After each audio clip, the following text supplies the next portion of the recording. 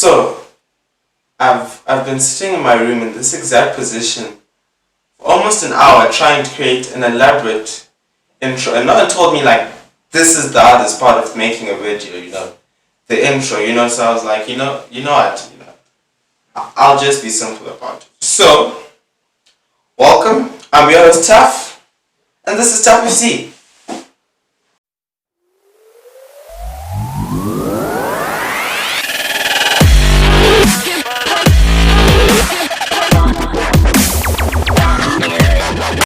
And before I get started into anything, I just want to thank you so much for supporting my channel.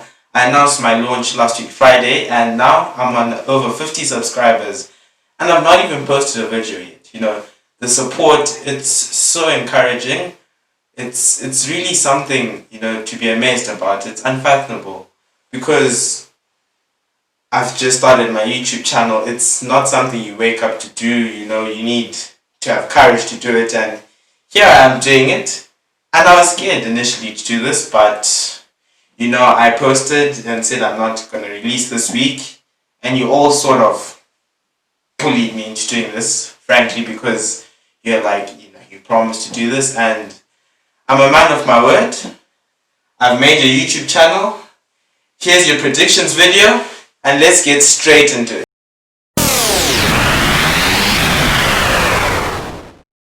And in 20th place, I have Fulham. And now why I'm saying Fulham is, when you look at the team that they're possessing right now, they've got the exact same core and the exact same team and the exact same base that they got relegated with in the 18-19 season. And you now have to think to yourselves, do these players have the character? Do they have the drive? Do they have the ability to stay in the Premier League? And the simple answer is no. You look at Scott Parker and you look at what he's done with this team, they've got back to the Premier League, but even, with those circumstances, they were the weakest placed team in the promotion. They did not play well in those games, but they still somehow made it to the Premier League, and they've really not made any signings to make up for that. So I think, if anything, Fulham are going to come dead last. They're going to concede a lot of goals, and they're not going to score too many because their only valid goal scorer is Alexander Mitrovic. And in 19th, I have Aston Villa. And Aston Villa is one of my favorite players, our 80 million rated English playmaker who doesn't have an English cap. I just look at them and there's no stability in the team. Dean Smith is frankly not a Premier League level manager. I don't think he's doing much right. They were lucky to stay up. They don't have a valid goal scorer. Their tactics are off. I just don't think they have what it takes as well to stay in the Premier League. You can have Jack Grealish getting fouled 1,000 times, taking free kicks 1,000 times, creating 89 chances a season. But if you've got Wesley who's functioning at the capacity of a broken fridge, you're not going to do much, are you? So that's what's up with Villa. And in 18th, I have West Brom. With West Brom, I don't know too much about them. They've had a lot of changes between the time they were relegated and now. But what I do know is Slaven Bilic, a lot of his teams, they also don't have character. They give up easily. Their mentality is usually poor. But what I can commend them for is, grabbing Grady Diangana as well as Mateus Pereira. They could be two really exciting players. But the issue is, I just also don't think they've got what it takes to stay in the Premier League. And to mention their kit, it looks like a barcode. So I don't think that's a kit that should be in the Premier League, But, kits aside, I think West Brom are definitely going to go down next season. And in 17th is an interesting one. Crystal Palace. And why I say Crystal Palace is, if you look at their slow decline, it's been slow, but it's surely happening. Their last 8 games of the last season, they lost all 8 games, of which 6 of them they did not score. They only scored 3 in that time period, and you're just looking, Wilfred Zaha is looking to leave or looking to force a move. They have no valid goal scorer. The highest goal scorer last season was Ayew, who scored 9, followed by Wilfred Zaha, who only scored 4, and they only had 8 different goal scorers last season. So now you ask yourself, Roy Hodgson, who's not ready to adapt, and he's only brought Eberechi Eze, who's very much a raw talent.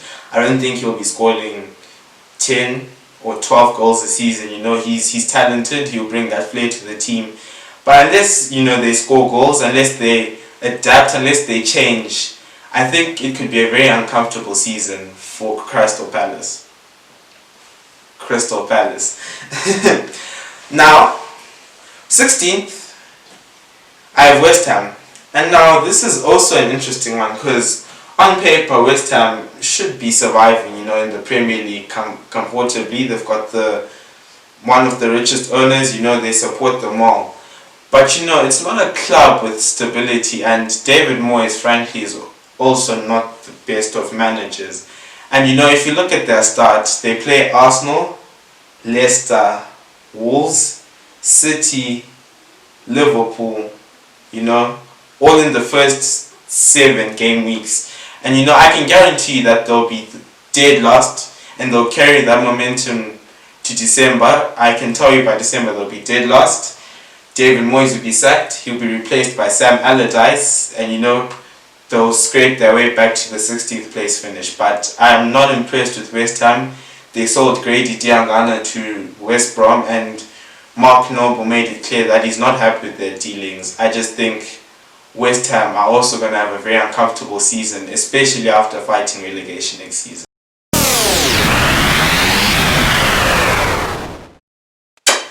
And in 15th, I have Brighton. And this is a team I quite like to watch to play. Graham Potter is doing a fantastic job implementing his philosophy. You can clearly see what he wants to do, play out from the back, possession-based, quick passes. And I think it's working well for them.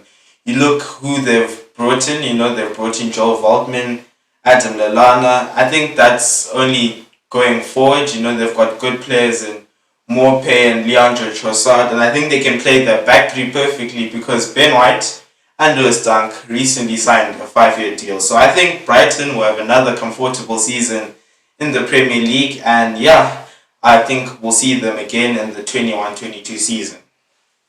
Now in 14th is Newcastle, and this is slightly disappointing considering we thought they'd be bringing in Mbappe, Bale, Koulibaly, Cavani and the whole lot, and now they're bringing in Jeff Hendrick. But it's not the worst thing. I think I just received a notification that Jamal Lewis signed for Newcastle. They brought in Fraser on a free. They brought in Callum Wilson. I think what Steve Bruce has done, he's looked at where he's had problems last season and he's fixing those problems. And I can commend him for that. And I think they'll also sit comfortably in the Premier League.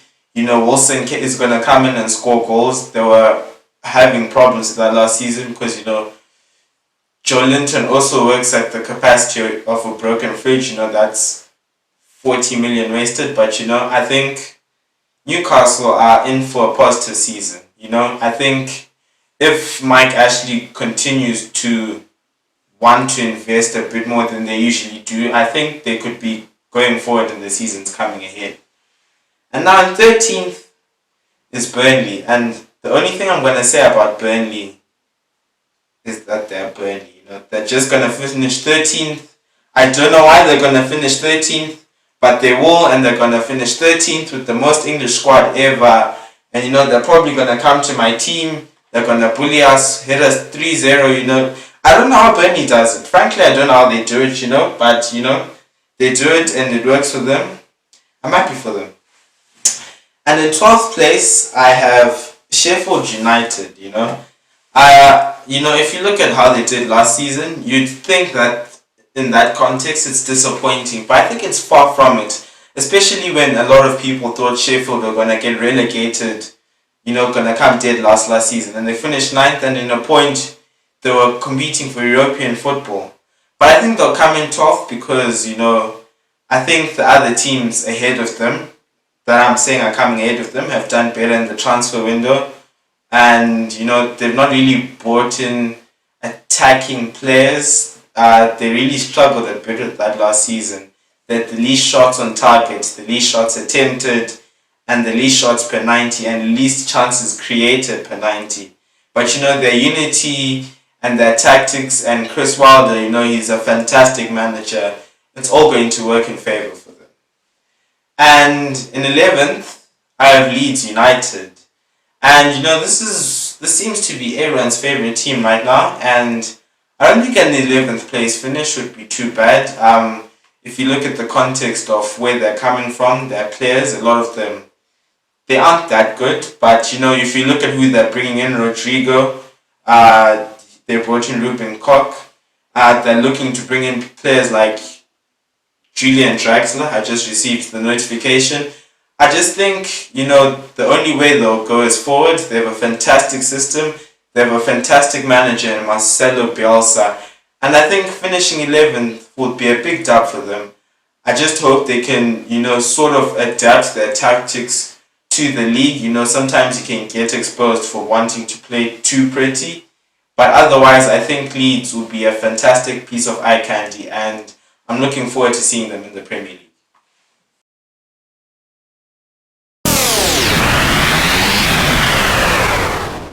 And in 10th place, I have Southampton. And this is a team that ever since they lost 9-0, and in any situation a team loses 9-0, your manager gets sacked, all the players get cancelled, your team gets wrapped up, thrown in the bin, away, you don't want to see it again. But they've only improved, after that. And you have to commend them, their intensity, their character, their drive to win. It's all really impressive, and I think if they make the transfers, players like Ward-Prowse and Ings and Walker-Peters keep on improving, I think they could be fighting Europa for a few years to come.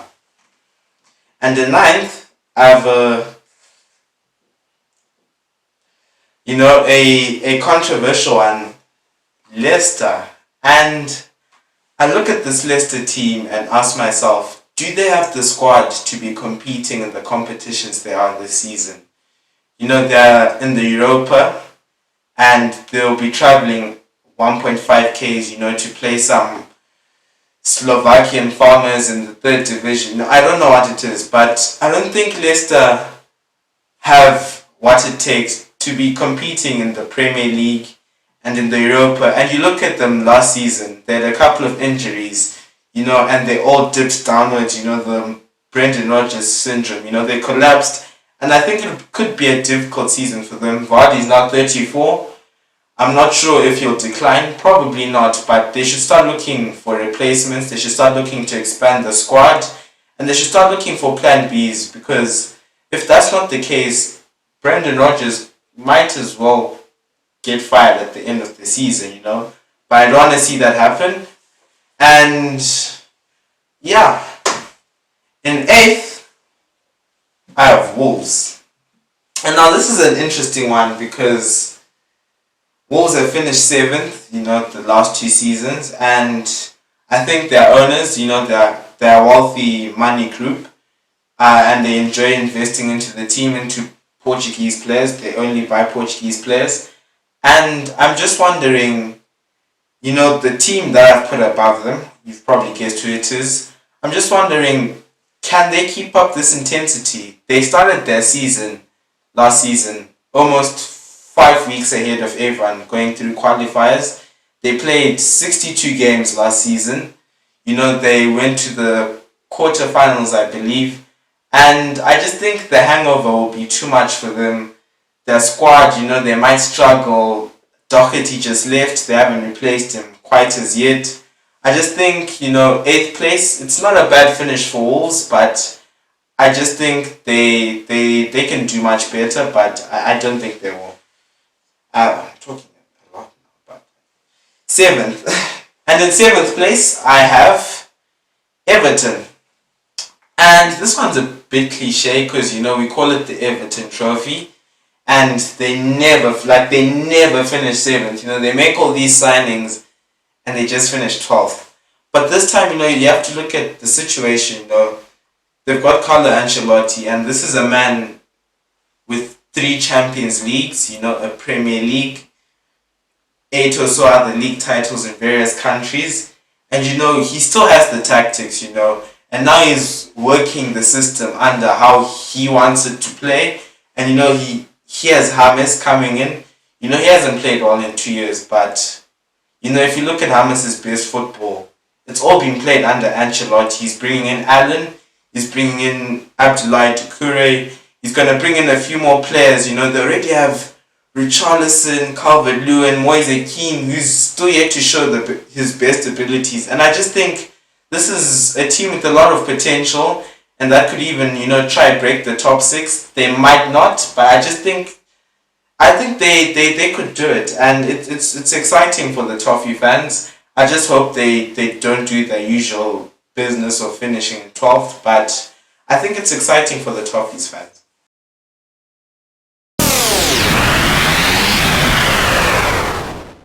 And now, I think we're going to the more exciting part of the video. I think this is what you probably clicked for, and I understand. This is what most of the fans that I know look forward to in a Premier League season. It's a bit controversial, but I will give my justification for anything I say. And let's get straight into it. In 6th place, I have Spurs. And for a fact right now, any Mourinho-based project right now is going to be temporary going forward. I just don't think Mourinho is looking to build anything with the squad. I think he wants to win a couple cup trophies, then probably get sacked in the 3rd season. But I look at Spurs from the day we begin the season to about December the 12th, and they play a game every 4 days. And I just think that will take a toll on their team. I don't think they're prepared, to compete with that. Kane gets a bit injury prone now, and I think it won't affect him in the long term, but it may affect the team. And Spurs, since Mourinho was hired, create the 10th most chances of any team, which is poor, frankly. So if chances are going to be few and far between, and you might not have your star striker all the time, I think it could be very uncomfortable for Spurs. But I do predict they'll win a trophy, a cup trophy. I don't know which one it will be. Probably the Europa League. But I think it could be very uncomfortable for Spurs and Spurs fans. Yeah, that's all I can say for Spurs. And in 5th, I have my most controversial one yet. It's Manchester United. And please don't cancel me, United fans. Just continue watching my content from now.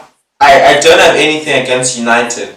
I just look at United, I look at Ole Gunnar Solskjaer, and I don't see any project going forward, I just think they're digging holes for themselves. They've got gaps in their team that they needed to fill, and they've not done that. Yes, the transfer window is only closing on October the 5th, but they're not being active. They don't seem to have a plan.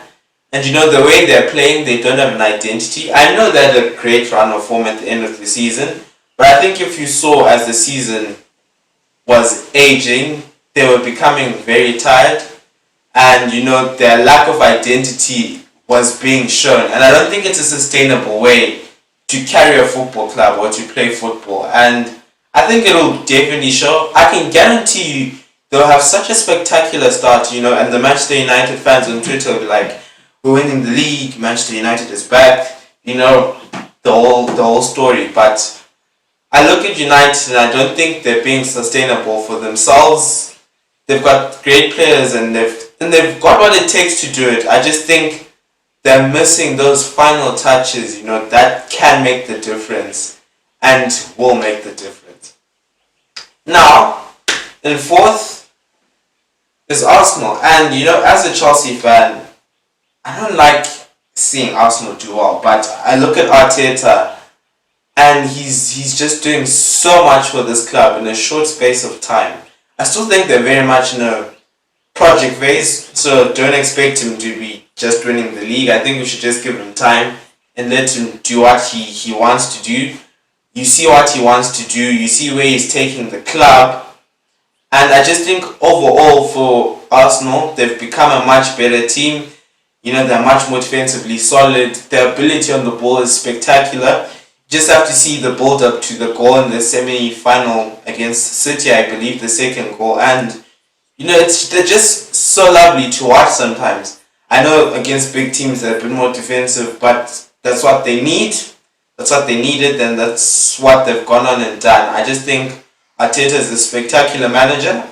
I'd be surprised if Barcelona in 4 or 5 years didn't come and try prime from Arsenal, but I just think Arsenal have so much going for them, and if they invest in Arteta and they invest in what he believes, I think they could win the league in the next 5 years, possibly. It's very possible. It's not out of their sights.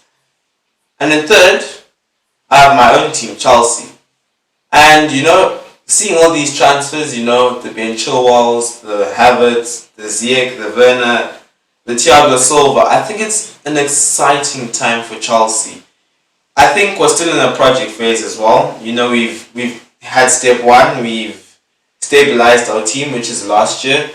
Now we're bridging the quality gap, and now I think next year going forward we'll be actively competing. I think right now we're just trying to establish the dynasty that we're trying to build. I think this is a great step forward, and it's showing our intent and what we want to do, that we're still a powerhouse and we want to be winning things going forward. I think if we can come third, put a bit of a challenge here and there, have a great UCL run, I think that will be a fantastic season for Chelsea.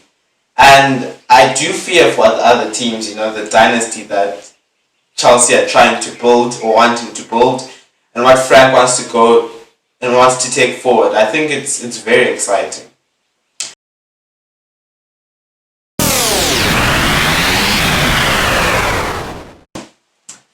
I apologize, my camera sort of switched off like a second ago. So here are my top two predictions. In second, I have Liverpool. And if you see Liverpool like last season, as they progressed, it became so much more difficult to break low block teams. Their midfield has the creativity of a lightly salted packet of chips. They started becoming a bit more predictable, and they were just getting over some games.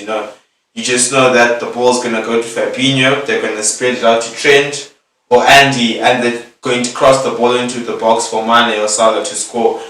And I think that predictability, it's not sustainable right now. They really need to fix their creativity in the midfield. I think they've been linked to Thiago, but they're not looking to have the funds, to get over that deal. And if they don't bring in a creative midfielder, it could become difficult for them. As well, I really do think it's high time they got a backup, like a really solid backup for Firmino, Mane or Salah.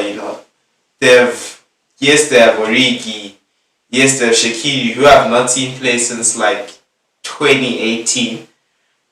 I just think they've not spent what they needed to retain the title, but I do think their character and their mentality will get them over the line.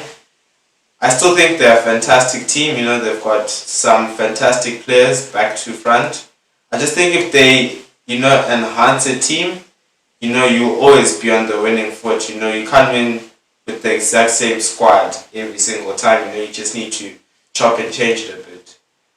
And then first, you guessed it, is Manchester City. And last season, Manchester City was so unlucky, terribly unlucky. They were losing such bogus games, and I just think the players that they're bringing in, they brought in Ake, they brought in Ferran Torres, who by the way is a fantastic player, and they're looking in to bring Koulibaly. I just think all I can say is they're really building a magnificent squad. Who you've seen win the title. That's the same core from 2018, same core from 2019. They're bringing in new faces. They've got Phil Foden coming up. They probably are a bit more hungry than they were last season, because by Pep Guardiola's terms, It was a frankly disappointing season. I still think they'll get knocked out in the quarterfinals because that's what City does. But I think they've got a better squad than everyone else. They've got 8 world-class players fighting for 5 positions. That competition is healthy. They've got players, they've got the squad to compete on all fronts. I think City just might they might win back their title.